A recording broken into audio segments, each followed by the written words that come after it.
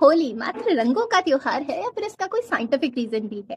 होलिका दहन की प्रहलाद और होलिका की कथा तो आपने जरूर सुनी होगी, पर आज हम उससे पहले वैदिक काल में होली कैसे मनाते थे वो जानेंगे। तो जैसा कि हम सब जानते हैं कि भारत एक कृषि प्रधान देश है और यहाँ पे बसंत ऋतु की जो सबसे पहली फसल होती है उसका यज्ञ यानी कि उसकी पूजा करने का विधान है। हमारे यहाँ की यह परंपरा है कि कोई भी चीज हम बिना दिए नहीं खाते हैं, और अगर हम ऐसा करते हैं तो मनुस्मृति और श्रीमद् भगवत गीता के अनुसार हम पाप को खाते हैं, यानी कि जो बिना दिए खाता है वो पाप को खाता है। इसी वजह से हमारे यहाँ जो पहली बसंत ऋतु की फसल आती है उसको हम यज्ञ में चढ़ाते हैं, यानी कि देवताओं को अर्पित करते हैं, और इसी प्रकार हम इसकी पूजा करते हैं। संस्कृत भाषा में जो अग्नि में भुना हुआ आधा पका अन्न होता है उसको होलक या होला बोलते हैं, और जब हम इसका यज्ञ करते हैं तो उसे हम होलक उत्सव बोलते हैं, जिसे आजकल हम शॉर्ट फॉर्म में होली बोलते हैं।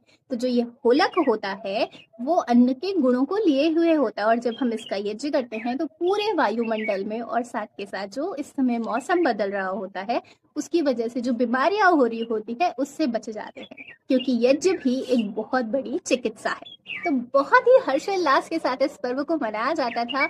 लोग एक दूसरे से मिलते थे, अच्छे अच्छे पकवान खिलाते थे और साथ ही यज्ञ भी करते थे। तो आजकल जो हम होली मनाते हैं या होलिका दहन करते हैं वो बिल्कुल अलग है। आप सभी को होलिकोत्सव की बहुत सारी शुभकामनाएं। ओम नमस्ते।